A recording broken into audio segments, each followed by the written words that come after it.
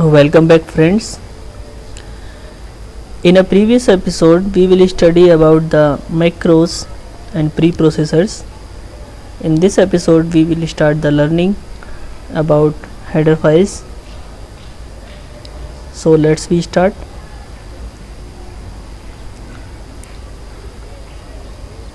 We can erase the previous example. In our program, the first line is the header section line, and we declare some header files in our program. The mainly is a header file is stdio.h, that is known as standard input output header file. So why we will attach this file with our program? So this is the question, and the answer is the stdio.h header file contains some input output functions that we are using in our program. So without attaching this file we are not take any action with its functions and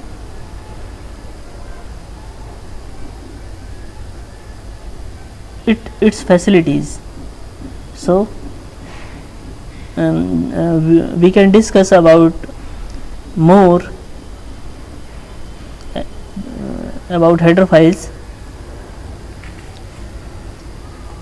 A header file is a file with extension .h.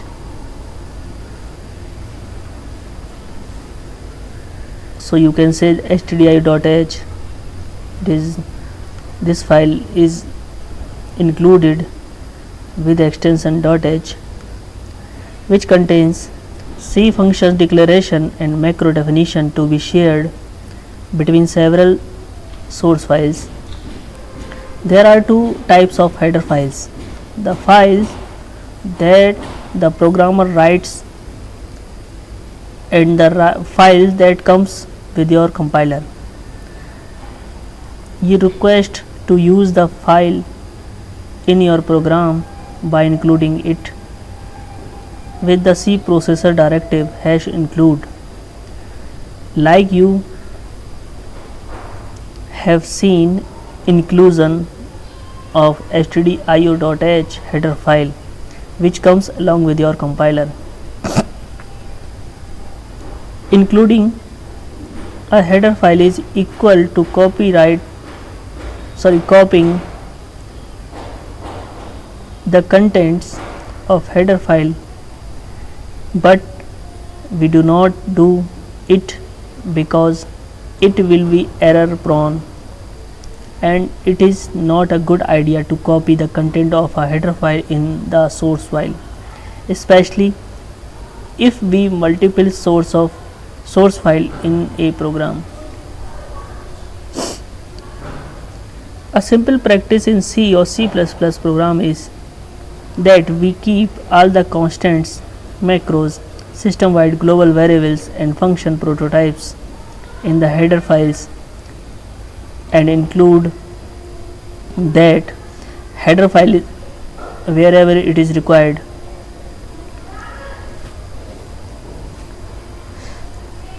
So first of all, we define the include syntax. Both the user and the system header files are included using the pre-processing directive #include.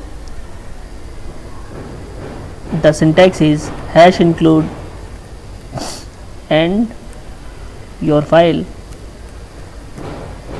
So you can say header file.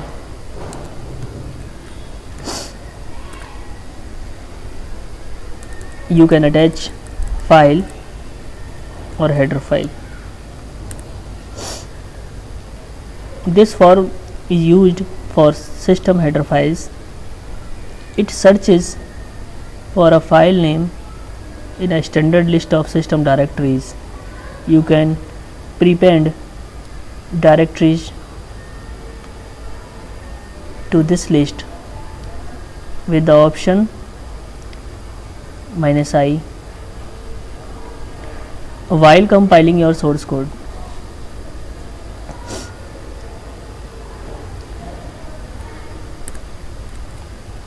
So suppose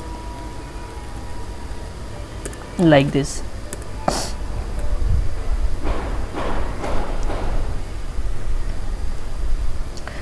This form is used for header files of your own program. It searches for a file named file in the directory containing the current file. You can prepare directories to this list with the option -i option while compiling your source code. The include directive works by directing the C processor to scan the specified file as input before continuing with the rest of the current source file.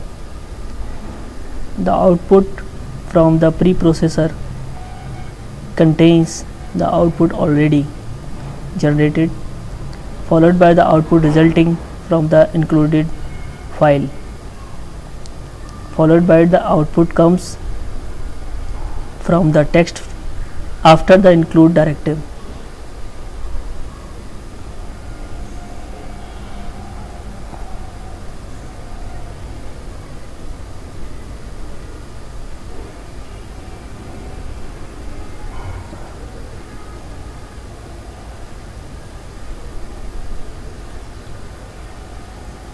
For example, if you have a header file header.h, so now we can prepare a header file, or we can save this header file with the name of header.h, and we write one line in this header file just like that.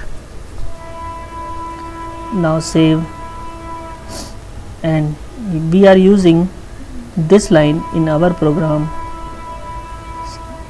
So integer x hash include header.h main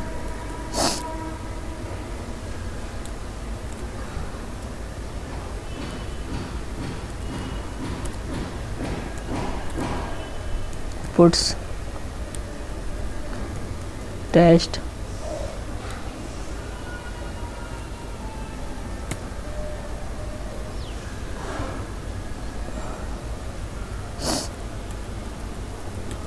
but before that we have to include the header file hash include stdio.h.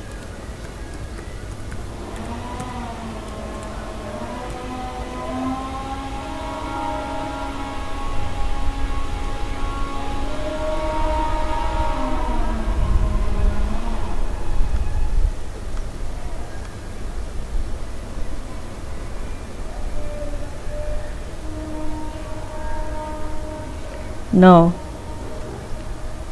the compiler will see the same token stream as it would if C program read.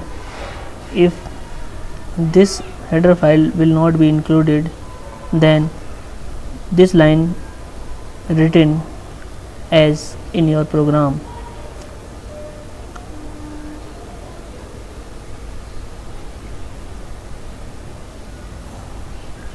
If a header file happens to be included twice, the compiler will process its content twice, and it will be result in an error. The standard way to prevent this is to enclose the entire real content of the file in a conditional like this.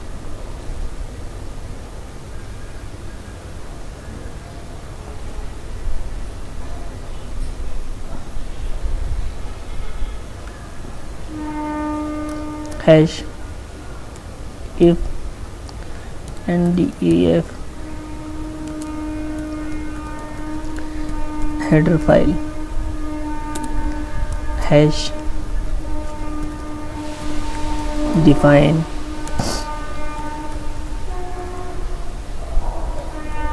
header file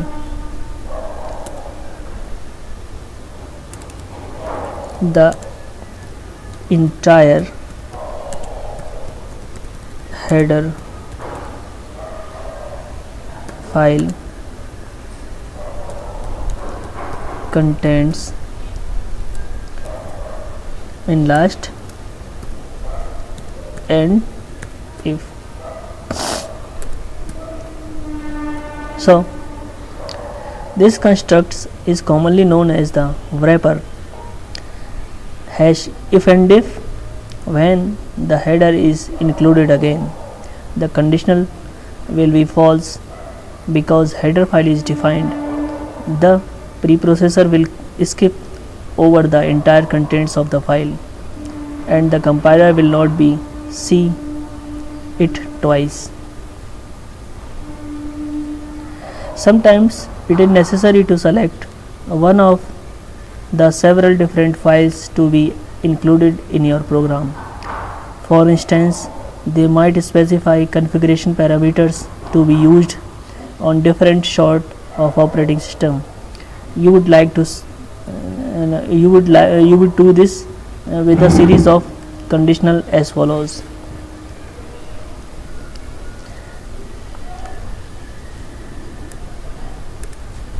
If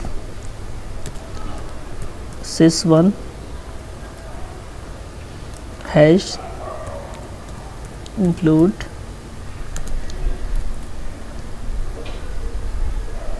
system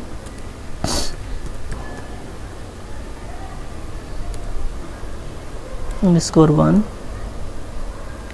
dot h hash elif system sys2 hash include system underscore 2 dot h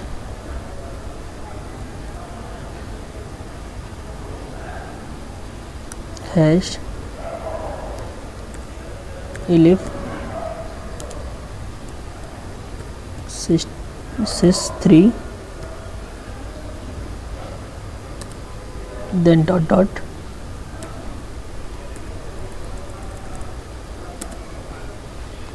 and last and if. But as it grows it becomes tedious. Instead, the preprocessor offers the ability to be used a macro for the header name. It is called a computed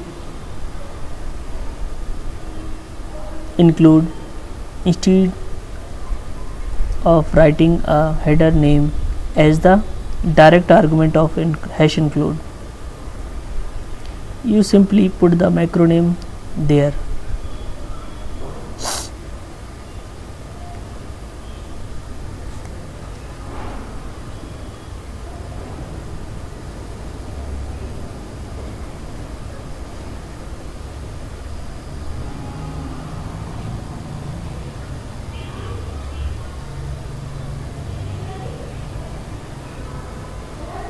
Now we can prepare this in another way. Hash define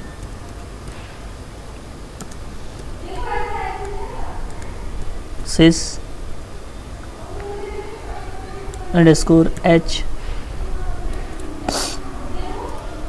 system 1 underscore dot h and dot hash include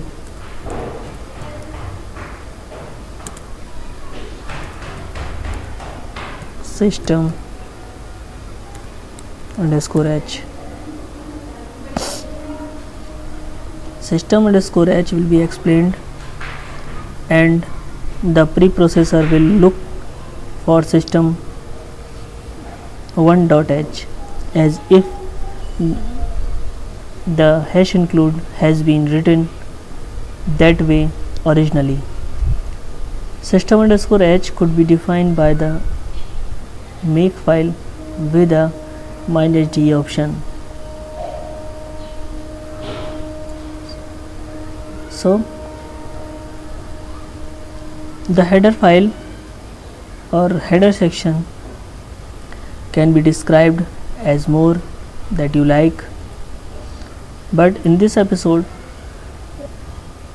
we are not telling you much more about this reference. So would you like my episode? So please share, like and subscribe my videos. Till then, keep learning and keep watching. See you in the next video. Till then, goodbye.